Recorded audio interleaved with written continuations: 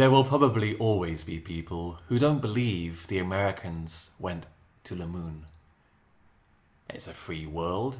You're allowed to believe it's flat if you like. There's probably somebody who believes the moon is flat too.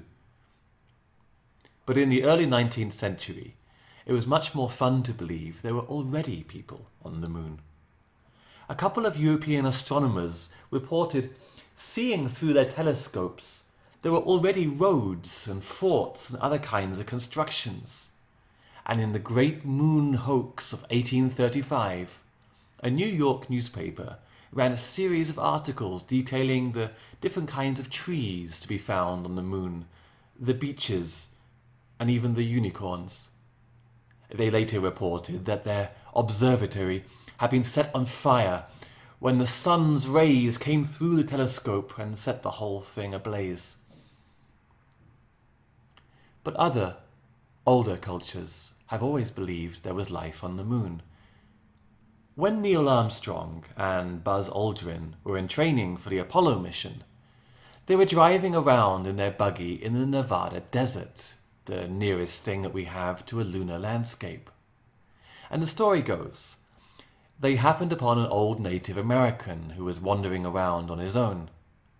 He asked them what the hell they were doing there. And they explained. He grew thoughtful for a moment, and then informed them that his people believed there were spirits living on the moon, ancestors of his tribe, and would they mind to carry a message from him? Well, the astronauts decided to indulge him, and he made them learn a series of phrases in his native language, word for word, and he wouldn't let them go until he got it right.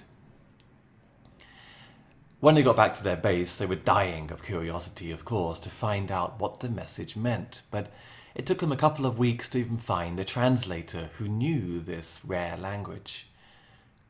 And to add to their impatience, the translator broke up laughing when they told him, and it took him a minute or two before he calmed down to tell them what the message said. The old Native American had told them to tell the spirits on the moon, "Don't believe a word these people say. They've come to steal your land."